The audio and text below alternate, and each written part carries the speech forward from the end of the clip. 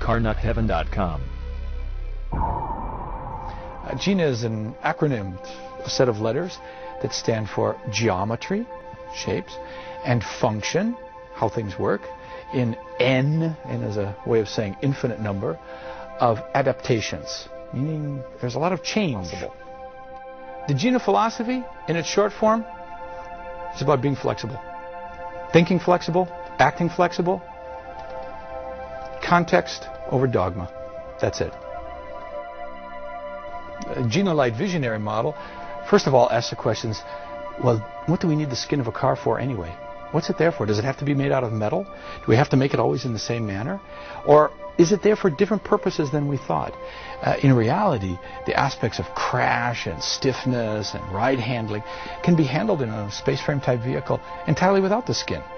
The outside of the car can be there for aerodynamic purposes, for aesthetic purposes, for protection, but not because it has to handle stress loads. And therefore, to go away from a metal skin and to have a skin that offers different capabilities, can move, can do things that a fixed rigid structure couldn't do, can be lighter, made out of materials which require less energy to make them. That's something that the Gina Light model brings as a question.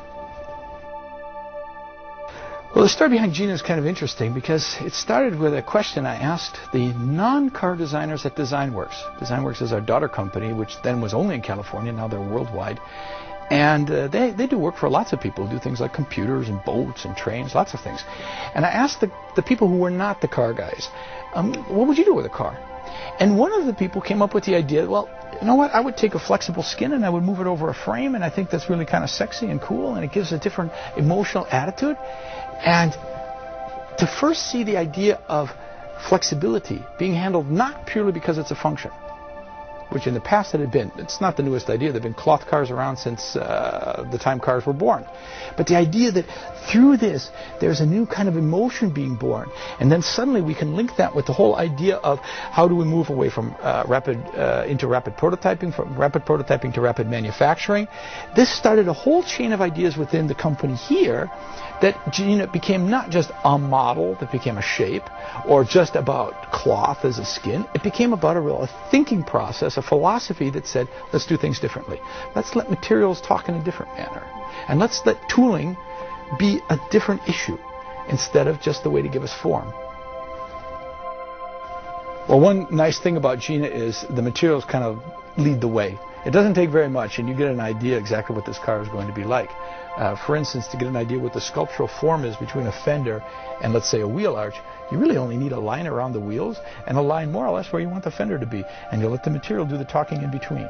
So, in fact, the design team worked from sketches from the designer that said it more or less has this kind of a feeling, more or less this kind of emotion. But at that point, they began to move rods and wires and pieces of plastic tubing underneath a stretching skin until they got a shape they liked. And then, just like you would if you were getting a suit made, you made the first mock-up, you made the first forms and patterns, you sewed it up, you tried it out, made another one a little bit closer, and when you finally got the final one, zip, you put it on. It takes about 2 hours to put the skin on this car.